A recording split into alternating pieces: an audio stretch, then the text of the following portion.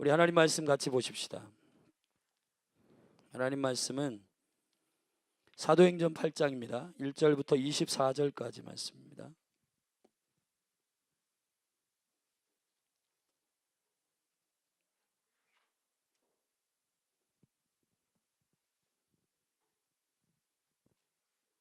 사도행전 8장 1절부터 24절입니다. 저와 여러분이 한 절씩 교독하시겠습니다. 이 말씀은 하나님의 말씀입니다. 아멘. 아멘. 우리 한 절씩 교독합니다. 사울이 그의 죽임당함을 마땅히 여기더라.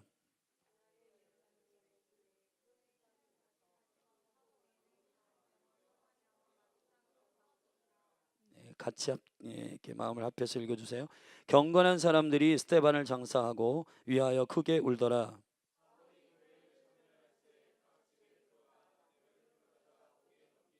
그 흩어진 사람들이 두루 다니며 복음의 말씀을 전할세. 무리가 빌립의 말도 듣고 행하는 표적도 보고 일심으로 그의 말하는 것을 좇더라.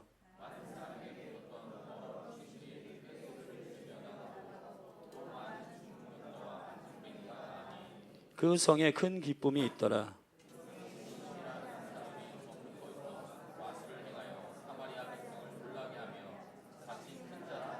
낮은 사람부터 높은 사람까지 다 청종하여 가로되 이 사람은 크다 일컫는 하나님의 능력이라 하더라. 빌립이 하나님 나라와 및 예수 그리스도의 이름에 관하여 전도함을 저희가 믿고 남녀가 다 세례를 받으니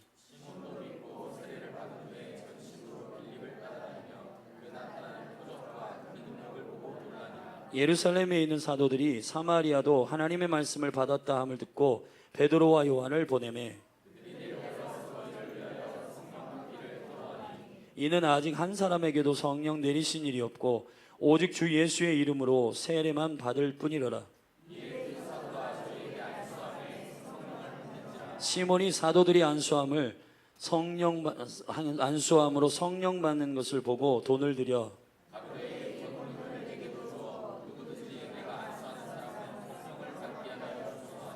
베드로가 가로되 네가 하나님의 선물을 돈 주고 살 줄로 생각하였으니 네 은과 네가 함께 망할지어다.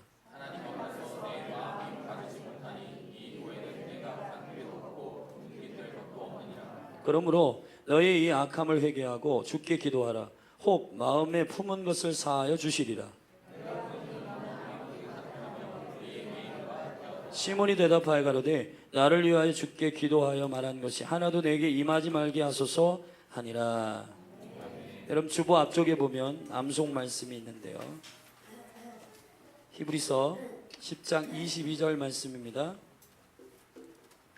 우리 같이 한 목소리로 읽겠습니다. 시작. 우리가 마음의 뿌림을 받아 양심의 악을 깨닫고 몸을 맑은 물로 씻었으니 참 마음과 온전한 믿음으로 하나님께 나아가자. 절답시다. 온전한 믿음으로. 성경에는 믿음에 대한 표현이 다양하게 나타납니다. 오늘 믿음 시리즈 4번째 시간입니다. 믿음에 대한 성경에 여러 가지 표현이 있습니다. 믿음이 있다 없다 이렇게 표현합니다. 성경은. 그러니까 믿음에 없고 믿음에 있고, 예수님께서 누가복음 18장에 마지막 때에 내가 믿음을 보겠느냐 그랬습니다. 그리고 제자들에게 여러 번 주님께서 하늘의 말씀의 비밀을 눈치채지 못하고 깨닫지 못할 때에 주님께서 제자들에게 이 믿음이 없는 세대여, 마가복음 9장에 귀신을 능히 쫓지 못한 변화산 밑에 있었던 9명의 제자들에게 말씀하시기를 믿음이 없는 세대여 그랬습니다. 믿음은 있고 없고의 표현으로 우리가 인식할 수 있어요. 믿음은 없을 수 있고 있을 수 있습니다. 두 번째, 믿음은 크고 작음으로 표현돼요. 마태복음 8장과 마태복음 15장에 두 이방인들이 나옵니다. 한 사람은 로마 백부장의 군대 장교예요. 그리고 한 사람은 수로보니게 가나안 여인이 있습니다. 이 둘은 자기를 위해서 기도함이 아니라 자기 딸과 그리고 자기의 신하가 병들어 있을 때 예수님께로 찾아와서 기도하는 두 사람을 가리켜 주님은 저들의 믿음이 크다라고 하였습니다. 그리고 제자들에게 가끔 어리버리한 제자들에게 기적을 일으킨 후에 그것을 밤중에 몰래 찾아와서 물을 때에 주님이 믿음이 적은 자들아 라고 했습니다. 믿음은 적고 믿음은 크고, 그래서 누가복음 17장에 5절에서 제자들이 예수님께서 용서에 대하여 70번씩 7번씩이라도 영혼을 용서하라, 그들이 혐의가 있거든 화해하고 용서하라라고 하는 말씀을 전했을 때에 누가복음 17장 5절에서 주님 그럼 우리에게 믿음을 더하여 주십시오 그랬습니다. 주님께서 믿음은 겨자씨만한 믿음이 있을지라도 산을 이리로 던져 바다에 던지로 하면 그렇게 된다고 하셨습니다. 믿음은 퀄리티예요. 아멘. 믿음은 아무리 작더라도 소중한데 믿음은 반드시 그러나 성장합니다. 믿음은 커져요. 아멘. 크기가 중요한 게 아니라 그 생명의 내용물로서 예수 그리스도를 신뢰하는 그 믿음이 자랍니다. 생명의 믿음은 성장합니다. 자, 믿음은 있고 없고, 믿음은 크고 작고, 그리고 믿음은 살았다 죽었다 말합니다. 야고보서의 말씀에 보면 믿음과 행함이 하나가 되지 않을 때에 그 믿음은 죽은 믿음이라고 했습니다. 믿음이 죽은 게 있고 산 믿음이 있어요. 오늘 우리가 암송 말씀으로 읽은 히브리서 10장 22절에는 생명의 길을 열어주시는 예수 그리스도의 핏값으로 우리에게 그 성소로 들어갈 그 산 길을 여셨다라고 설명하시며, 우리가 보좌 앞으로 나아갈 때에 참 마음과 온전한 믿음으로 주님께 나아가라고 했습니다. 여러분, 온전한 믿음이 있어야 성경에서 일어나고 있는 모든 주님께로부터 받은 생명의 믿음을 가진 자들의 실제 열매가 나타납니다. 우린 이런 고민이 많아요. 왜 나의 삶에는 이러한 기적과 표적과 열매가 일어나지 않을까? 우리는 이 성경을 읽을 때 마치 무협지를 읽듯, 이 사람들은 대단한 사람들이야, 이 사람들은 훌륭한 사람들이야, 이 사람들은 나와 좀 다르고 특별한 사람들일 거야 라고 생각하며 성경을 읽고, 소설이나 아니면 환타지 그런 영화를 보듯이 성경을 읽으며 이분들은 참 훌륭하다, 끝. 주님이 과연 이 성경을 우리에게 주실 때 그렇게 사용하라고 주셨을까요? 엘리야와 우리는 성정이 같다고 성경은 담대하게 알려주고 있습니다. 다윗이나 다니엘이나 사무엘이나 바울이나 예수님의 12제자나 모두 다 여러분 그 실수를 숨기지 아니하고 모두 오픈하고 있습니다. 그 사람들도 똑같이 우리와 죄로 인하여 전적으로 타락한 사람들이고, 그 사람들도 똑같이 믿음의 여정을 간 사람들이다. 우리들에게 결론적으로 콜링하는 것은 여러분들도, 저와 여러분들도 똑같이 이런 믿음의 실제 생명과 영광이 일어날 수 있다는 겁니다. 동의하시면 아멘 하십시다. 중요한 건 우리 안에서 이 말씀 안에 온전한 믿음, 이 온전한 믿음이라는 게 뭘까요? 믿음은 있고 없고, 살았고 죽었고, 적고 많고, 자, 이런 모든 표현들이 믿음에 대한 어떠한 충분하게 채워진 상태의 기준으로 볼 때에 이건 적고, 이건 많고, 이건 살았고, 이건 죽었고, 이거는 있고, 이건 없고, 뭔가 하늘의 절대적인 믿음, 온전한 믿음이라고 하는 기준이 있는데, 이 기준으로 볼 때 적고 많고, 살고 죽고, 그리고 있고 없고를 결정하는 겁니다. 온전한 믿음이라는 게 뭘까요? 온전하다라고 하는 말은 플레로포리아라고 하는 말인데, 이 말은 하나님이 주신 그 원래의 에센셜, 원래의 내추럴한 그 믿음이 그대로 내 안에 살아있는 것입니다. 아멘. 우리가 엑스트라로 여러분들이 무슨 책을 많이 읽어가지고 거기에다가 무엇을 붙이거나, 여러분들이 믿음의 경험이 많아가지고 그것으로 뭐 붙여야만이 이 믿음이 충분하게 되거나 온전하게 되는 것이 아닙니다. 주님 주시는 바로 그 믿음의 본질이 온전히 드러나는 것을 가리켜 성경에서는 플레로포리아라고 합니다. 왜 우리 안에는 이 온전한 믿음의 영광과 능력이 나타나지 않을까요? 자, 주님이 지금 보좌로 나아갈 때 참 마음과, 여러분 복음은 복음이지 순복음은 뭐고 참복음은 뭐고, 그냥 복음이면 충분하지 않아요? 근데 왜 이런 말들이 나오는 거예요? 자, 마음은 마음이지 참 마음은 뭐예요? 우리 마음이 참 마음이 아닌 마음들이 있다는 겁니다. 불순물들이나 아니면 주님 허락하시고 주님 말씀하시는 그 마음이라고 하는 개념과 동떨어져 있는 우리 안에 두 마음이라든지, 아니면 하나님께로부터 온 그 순수한 목적과 동기가 아닌 다른 것들의 마음을 품는 것을 마음이라고 하지 않기 때문에, 잘못되고 헛된 마음이고 두 마음이고 표현하기 때문에 그 마음이 아닌 온전한 마음을 가리켜 참 마음이라고 한 거예요. 그렇듯 믿음도 온전한 믿음이 있습니다.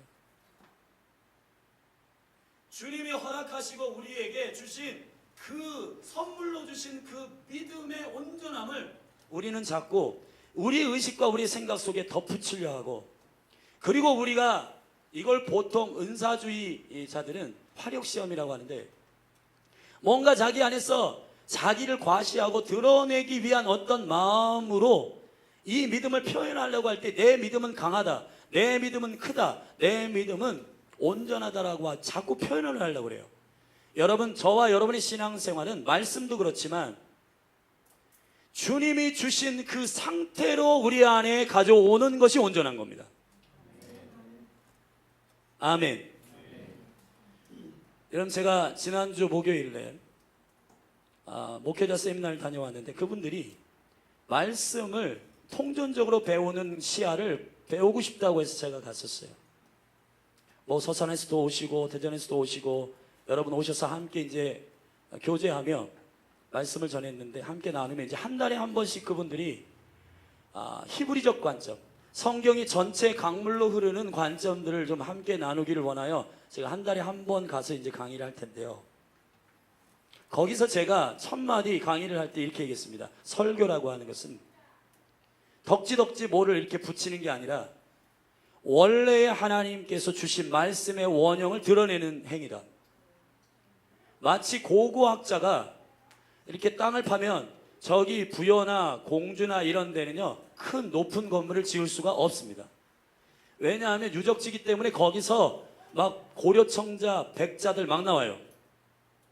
그렇기 때문에 높은 건물을 함부로 건축할 수가 없습니다. 그런 일은 그릇들이 이렇게 발견되잖아요. 그릇들이 딱 발견되면 그 온전한 모습이 탁 드러나는 게 아니라 꼭다리만 발견되거나 아니면 여기 손잡이가 끝에만 발견되나 그래요. 그럼 이걸 어떻게, 이 그릇의 원형을 어떻게 우리가 드러낼 수 있는가? 그거는 고고학자들이나 역사학자들이요, 그 대학원생들이나 이런 조수들 데리고 가가지고 그 흙을요 조심스럽게 하나씩 이렇게 털어내요. 이게 바로 그 존귀한 가치를 드러내는 행위예요. 그렇듯 믿음이라고 하는 것은, 온전한 믿음이라고 하는 것은 여러분이 생각하는 이것저것 옵션으로 막 덕지덕지 붙여가지고 나 이렇게 화력이 있어, 그렇게 해서 온전한 믿음이 되는 게 아닙니다. 참 마음과 온전한 믿음이라고 하는 것은 하나님 본래 주신 믿음이요. 아멘. 거기다 나의 것이 섞이지 않은, 사람의 소견이 섞이지 않은, 사람의 이론과 철학이 섞이지 않은, 사람의 과학이 섞이지 않은, 사람의 생각이 섞이지 않은 하나님께로부터 온 선물로서의 온전한 상태, 그 상태를 온전히 신뢰하고 그것을 온전히 믿는 것을 가리켜 온전한 믿음이라고 하는 것입니다. 아멘. 이해됐으면 크게 아멘 하십시다. 아멘. 자, 이 온전한 믿음이라는 게 있어요. 오늘 이 온전한 믿음을 위해서 교회가 실수하는 가장 큰 두 가지를 채우지 못해서 실수하는 게 있습니다. 그거를 함께 나누려고 해요. 오늘 성경 전체를 조금 잠깐 설명할 필요가 있습니다. 사도행전 2장에서 교회가 탄생했습니다. 3,000명, 5,000명이 한 번의 설교를 통해서 주께로 돌아오는 부흥이 있었습니다. 병든 자들이 낫고 방언이 터지고 귀신이 떠나가는 강력한 표적이 일어났어요. 그래서 예루살렘 교회는 대형 교회가 됐습니다. 약 2만 명에서 3만 명 역사학자들이 될 때, 그때 한 번 베드로가 설교하여 3천 명, 5천 명이 죽게로 돌아와 그 가족들 포함하면 몇만 명이 됐을 건데 엄청난 큰 대형 교회 예루살렘 장로교회가 됐습니다. 자, 예루살렘 교회가 모이기를 기뻐하고 집에서 성전에서 모이기를 기뻐하며 교회가 날로 날로 부흥하며 믿는 자들의 수가 더하여졌다고 기록하고 있습니다. 그런데 한 가지, 하나님의 의도와 다르게 교회가 움직이지 않는 거예요. 그건 뭐냐면 흩어지지 않는 겁니다. 복음을 전하지 않는 겁니다. 그래서 사도행전 4장에 그리고 사도행전 7장에 결정적으로 핍박이 일어나는데, 결정적으로 평신도 7집사 가운데 스데반이 사도행전 7장에서 복음을 전함으로 죽습니다. 순교하게 됩니다. 이걸 누가 죽였냐? 복음의 사도의, 이방인의 사도라고 일컫는 부르심을 받은 바울이 변화되기 전에 그 다메섹 도상으로 올라가기 전에 그가 모든 그리스도인들을 잡아다 죽이는 선두에 서 있었어요. 그래서 오늘 우리가 읽은 8장 1절에 보면 스데반을 순교시키고 죽인 다음에 사울이 그의 죽임당함을 마땅히 여겼더라 그랬습니다. 자, 이런 순교가 일어나고 교회는 이제 원래 사도행전 1장 8절에서 하나님의 교회, 예루살렘과 온 유대와 사마리아와 땅끝까지 이르러 내 증인이 되리라고 하는 이 계획을 순종하는 교회가 되어야 하겠다라고 하는 깨달음이 있는 겁니다. 고통은 반드시 나쁘기만은 하지 않습니다. 고통과 어려움을 통해서 하나님은 우리를 깨닫게 하시고 돌이키게 하십니다. 예루살렘 교회가 부흥하는 교회예요. 문제 없습니다. 승승장구하는 교회입니다. 그런데 예루살렘 교회 가운데 뭐가 문제입니까? 하나님의 교회 가운데서 빗나갔을 때 도적질한 거 아닙니다. 간음한 거 아닙니다. 그런데 교회가 하나님의 교회 가운데 하나님의 길 위에 있지 않을 때에 주님은 그 계획이 이루어지도록 교회를 다루십니다. 여러분의 개인도 마찬가지입니다. 죄가 있어서가 아니에요. 하나님은 여러분들을 향한 계획을 갖고 계십니다. 선한 그 계획이 이루어지도록 우리가 그 길을 가지 않을 때, 우리가 스스로 생각할 때는 나는 문제 없어. 예루살렘 교회도 그렇게 생각했을 거야.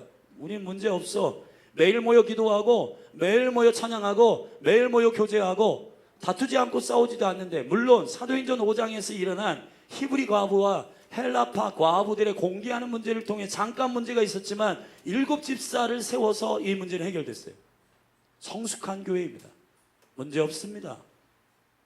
네, 왜 이 교회를 향하여 주님 핍박을 가하십니까? 그건 복음 전파를 위해서 그런 것입니다. 아멘. 죄악 때문에 나에게 고난이 왔다라고 하는 것은 충분하지 않습니다. 우리에게 어려움을 주시는 또 다른 이유가 있어요. 그건 뭐냐면 우리가 아버지의 계획 가운데 걸어가지 않을 때. 자, 이렇게 교회의 핍박이 일어나게 됩니다. 그때에 많은 성도들이, 예루살렘 성도들이 흩어집니다. 유대와 사마리아로 흩어졌다라고 8장 1절에서 얘기하고 있습니다. 예루살렘에 있는 교회에 큰 핍박이 나서 사도 외에는, 사도들 빼고 12사도들 외에는 모두 다 몇만 명이 열방으로 흩어진 겁니다. 그 중에서 7집사인 빌립이라고 하는 집사도 사마리아로 갔어요. 하나님의 계획입니다. 아멘. 그래서 사마리아 땅에서 복음을 전하기 시작하였고, 6절에 무리가 빌립의 말도 듣고 행하는 표적도 보고 일심으로 그의 말하는 것을 좇더라. 강력한 기적이 일어났고 8절에 그 성에 큰 기쁨이 일어났다고 했습니다. 부흥이 일어난 거예요.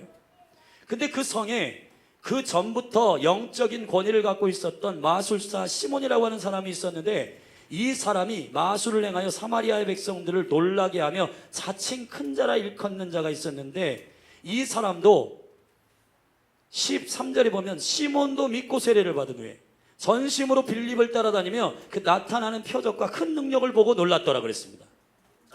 문제 없죠? 믿고 세례 받았습니다.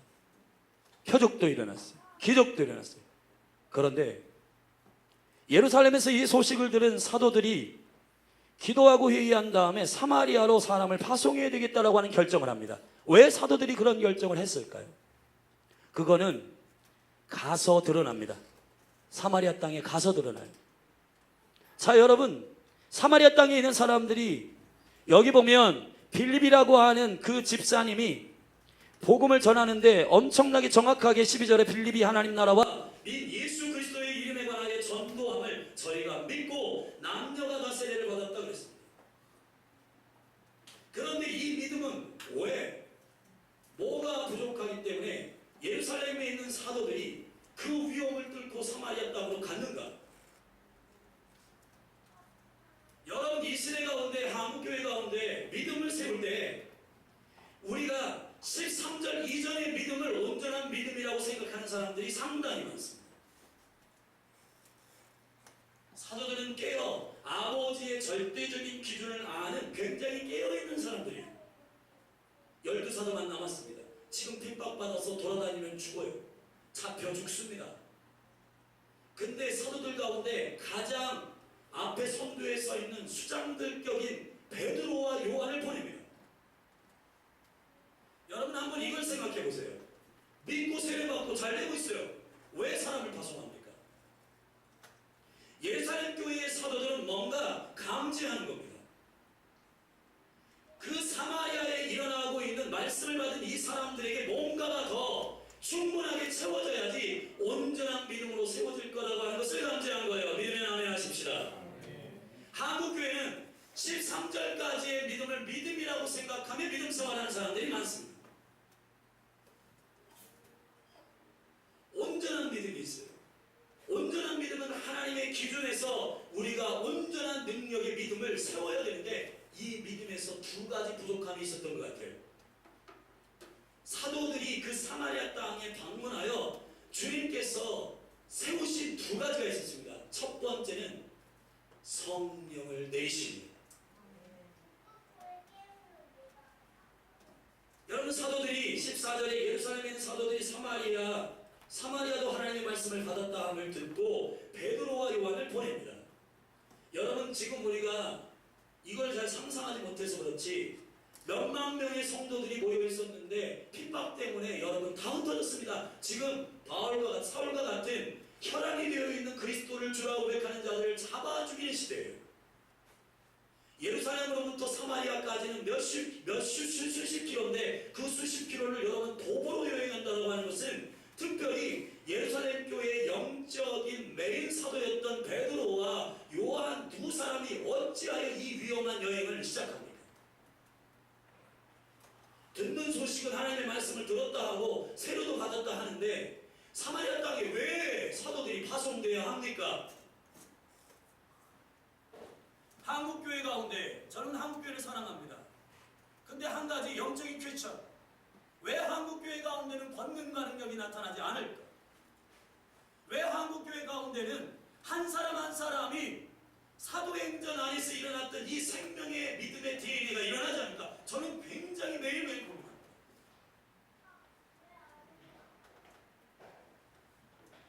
믿음은 다 같은 믿음이 아닌 것 같아요. 말씀을 받은 것으로 충분하지 않다는 것. 사도들이 목숨을 걸고 이 여행을 한 것은 그 사마리아 교회가 하나님의 사도행전 1장 8절의 여정 안에서 온전하게 세워지기를 원하여 파송된 것입니다. 뭐 때문일까요? 사도들이 가서 한 일을 보면 알아요. 첫 번째는 성령을 부었습니다. 아멘. 우리 15절 16절을 같이 한번 읽으십시다. 같이 시작. 그들이 내려가서 저희를 위하여 성령 받기를 기도하니 이는 아직 한 사람에게도 성령 내리신 일이 없고 오직 주 예수의 이름으로 세례만 받을 뿐이니라 그랬습니다. 여러분님, 한국교회 안에서 얼마나 많은 이러한 일들이 일어납니까? 말씀을 듣는 사람 많고요, 말씀을 받은 사람이 많아요. 그런데 지금 한국교회 가운데 온전한 믿음의 기준으로 볼 때 말씀을 받은 자들이 있으면 빨리 가서 그 영혼들에게 성령이 부어지도록 기도하고 성령이 임하도록 간구하는 일들이 일어나야 된다는 것입니다. 할렐루야. 크리스천, 빌립이 복음을 전할 때 성령이 없었나요? 기적과 표적이 나타나고 귀신도 떠났다는데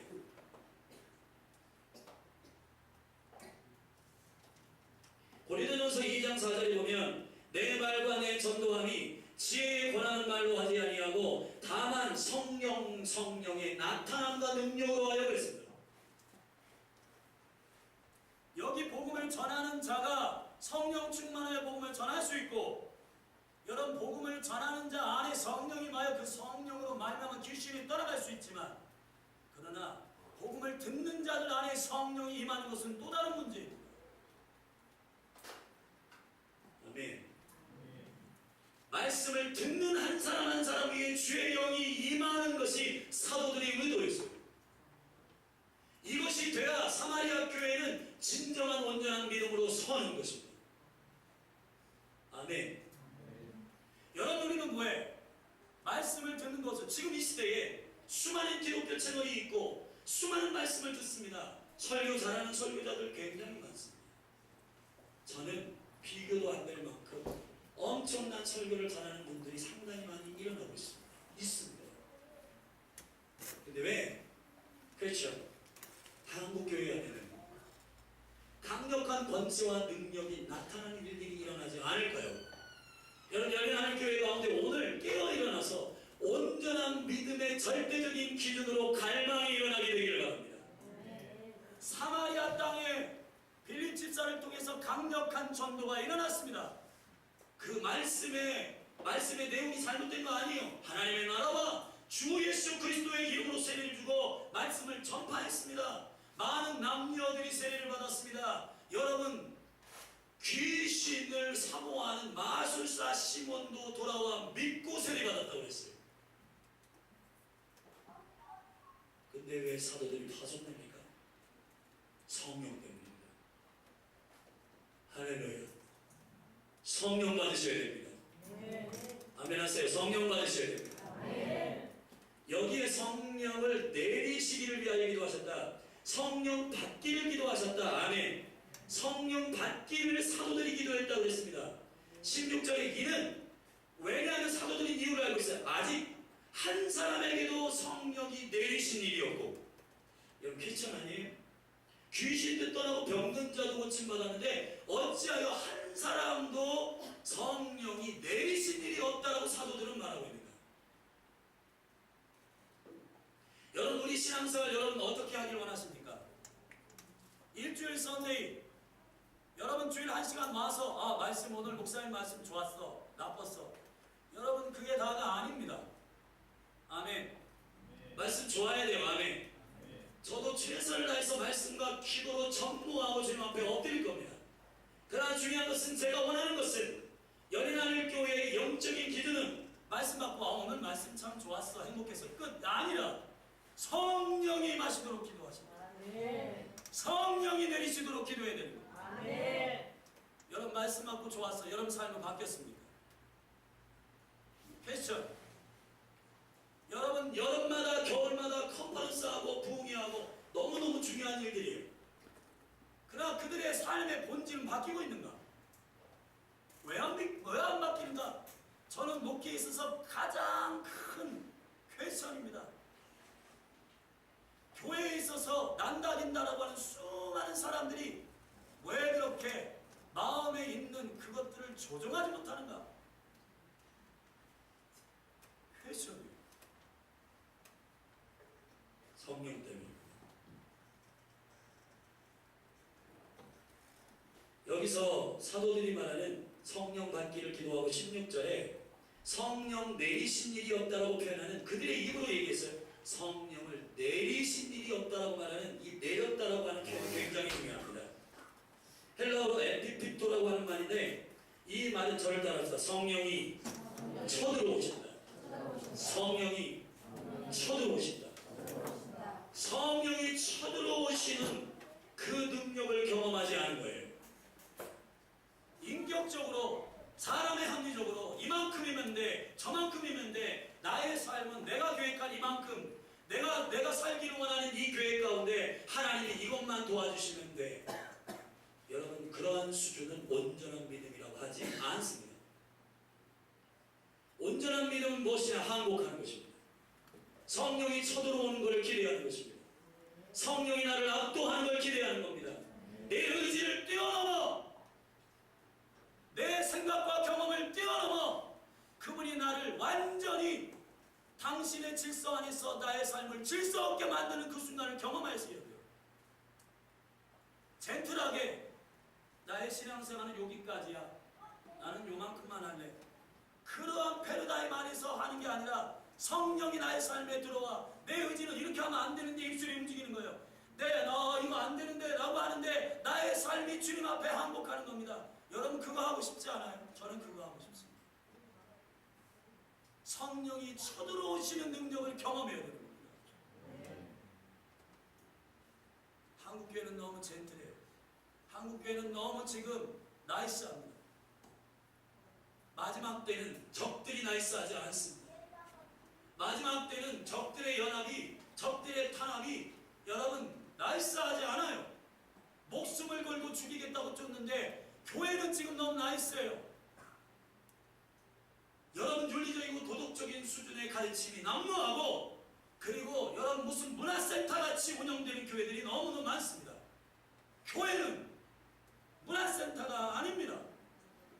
교회는 성령이 쳐들어오시는 걸 날마다 경험하는 몸이에요.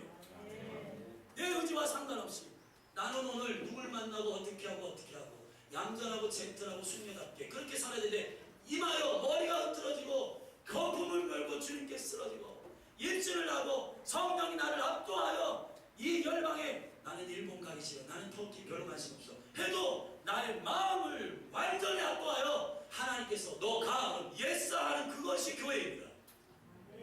그것이 교회여야 해요. 사도들은 그런 수준의 교회가 사마리아 땅에 일어나도록, 아멘, 일어나도록 방문한 것입니다. 일어나도록 사마리아 땅을 간 거예요. 여러분 목숨 걸고 사마리아 땅을 왜 갑니까? 잘하고 있는 것 같은데 여러분 한국교회 지금 온전한 믿음의 기준으로 볼 때는 13절까지 잘하고 있는 거예요. 믿고 세례받고요, 하나님 나라와 주 예수 그리스도의 이름으로 복음을 전하고요. 좋아요. 나쁜 거 아닙니다. 사람들 많이 모입니다. 좋습니다. 그러나 하나님의 교회의 기준으로는 아닌 겁니다. 성령이 쳐들어오는 걸 경험하시라. 하나님의 계획은 나의 계획과 다르고 하나님의 뜻은 나의 계획과 다르다고 우리 날마다 고백합니다. 근데 어찌하여 주님은 내 생각 안에서만 움직이십시오. 주님은 내 목회 철학 안에서만 역사하십시오. 주님은 내가 이거 이상한데 이런 일은 내 삶에 안 일어났으면 좋겠습니다. 여러분 그렇게 생각하고 있는 그 자체는 여러분 온전한 믿음을 향한 갈망이 아닙니다. 주님께 미치십시오. 무슬림에 미쳐서 목숨 걸고 하루 5번씩 기도하며 여러분 특공대를 쫓아 그러한 교회, 학교, 그리고 세대, 나라, 민족을 침투하고 있는 여러분 과격한 사람들이 지금 전 세계에 일어나고 있습니다. 우리는 그 사람들 될 때 여러분 우리는 인권을 여러분 그렇게 해가지고 이렇게 싸울 수 있는 것이 아니에요.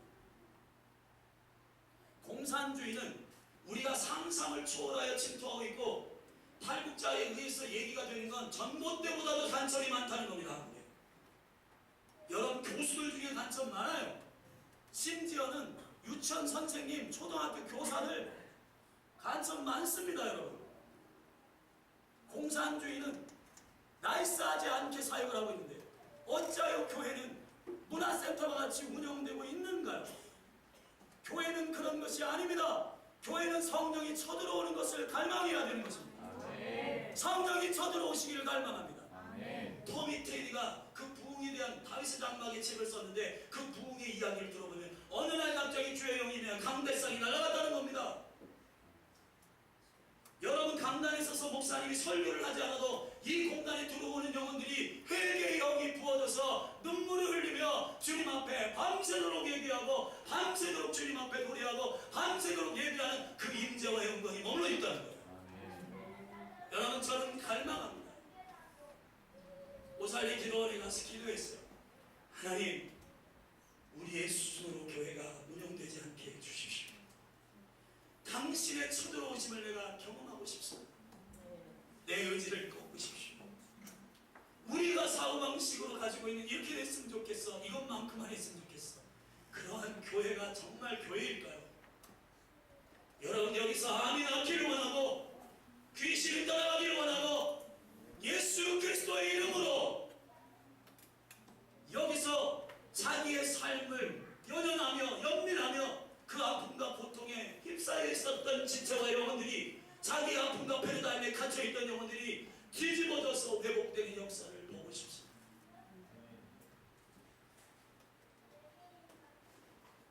그런 교회 되고 싶지 않아요? 사도들이 그런 교회 사마리아 땅에 일어나도록 믿고 세례받고 좋은데 가서 굳이 목숨 걸고 왜 거기를 방문했습니까? 이유는 한 가지, 성령이 내려오시기를 기도했다. 할렐루야. 우리 성령을 구하십시다. 주여, 우리의 힘으로는 안 됩니다.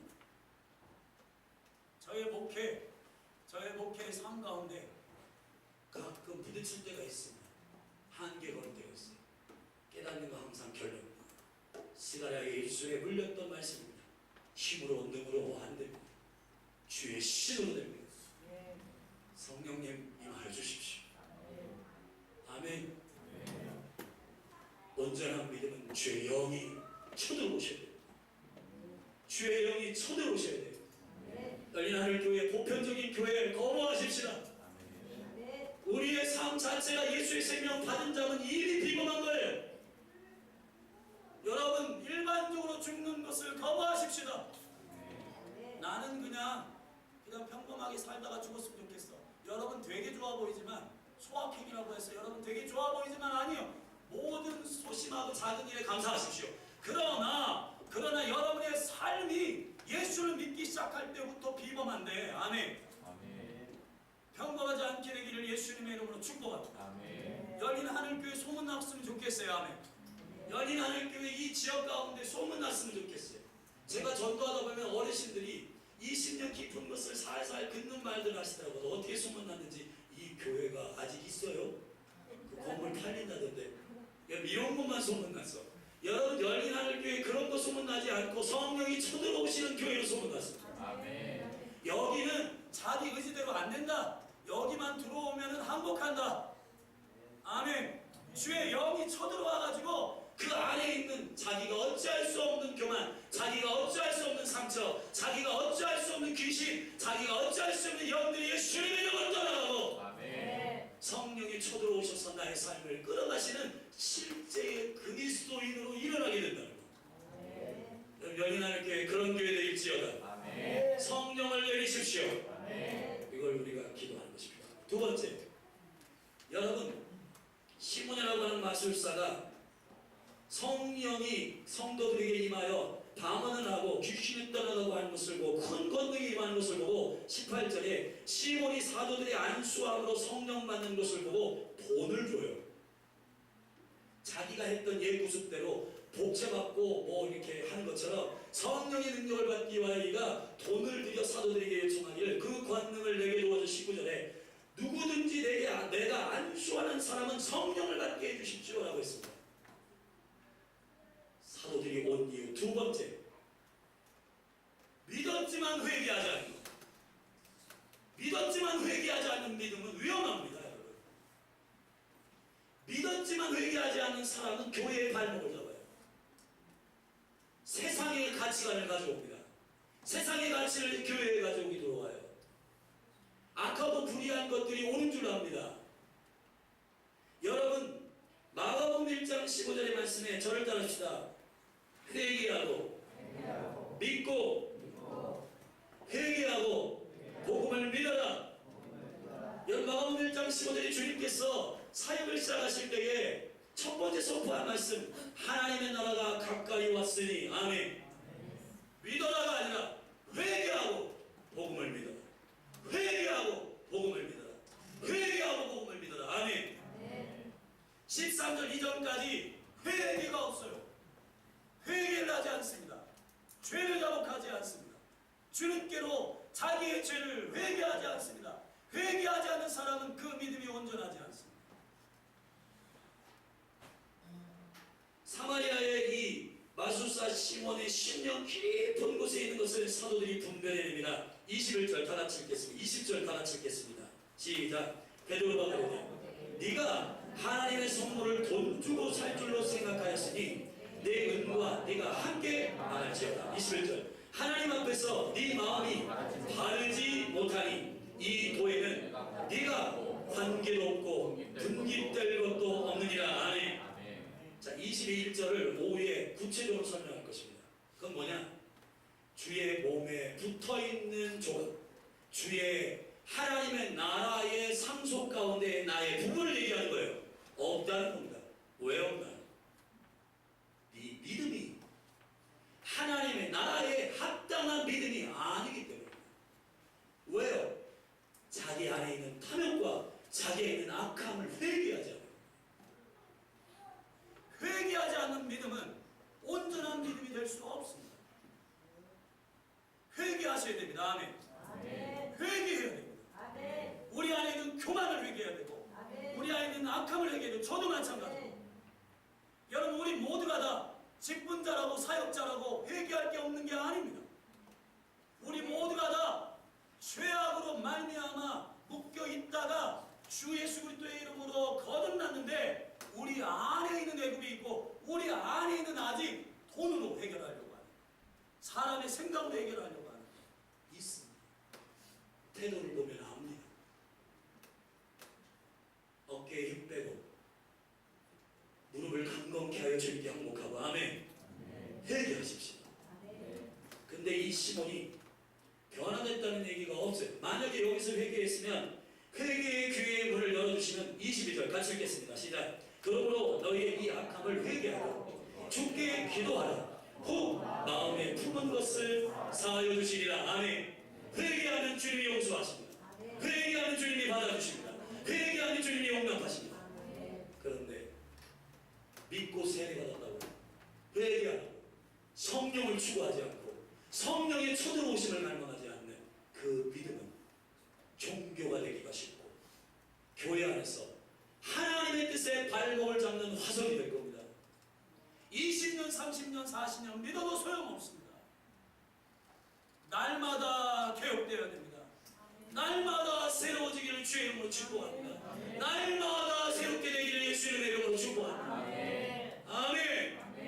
회개의 영이 부어질지어다. 회개의 영이 부어질지어다. 제가 여러분이 협박하는 게 아니고 회개하면 새롭게 됩니다. 회개하면 하나님 만져주십니다.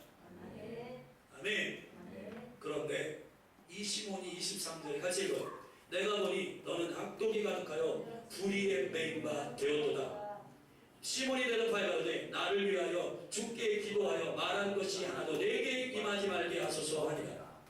시몬의 문제는 뭐예요? 회개는 지가 해야지. 왜 사도들에게 회개를 맡기고 왜 사도들에게 기도를 맡기느냐? 여러분 회개는 자기가 해야 되는 겁니다.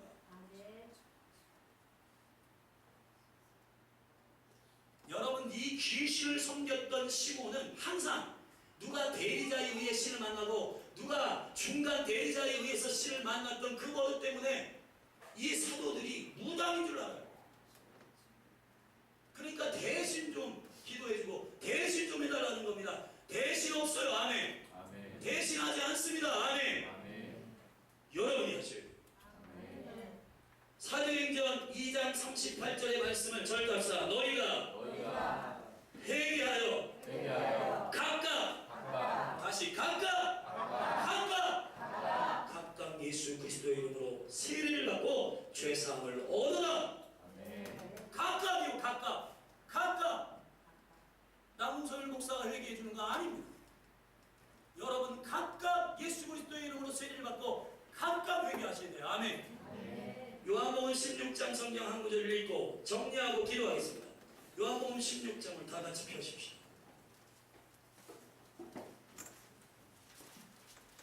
시 25절입니다. 함께 읽겠습니다. 이것을 비유로 비사로 너희에게 16장 25절을 같이 읽으시다. 이것을 비사로 너희에게 일러버리라. 때가 이르면 다시 비사로 너희에게 이르지 않고 아버지에 대한 것을 밝히리라. 그날에 너희가 내 이름으로 구할 것이요 내가 너희를 위하여 아버지께 구하겠다 하는 말이 아니다. 주님이 너희에게 모든 믿음과 그리스도의 이름과 성령과 모두 다 부었어요. 아멘. 내가 기도했다는 말이 아니다. 너희들이 기도하라. 할렐루야. 아멘.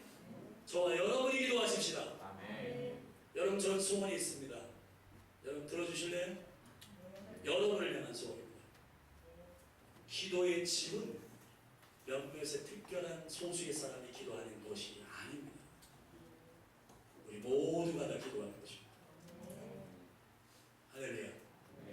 어린아이들도 하루에 1시간이든 30분이든 10분이든 여러분 모두 기도의 집으로서 한 몸으로 기도하십시다. 그리고 각각 회개하여 하나님의 권능과 능력을 경험하는 온전한 믿음이 예수님의 이름으로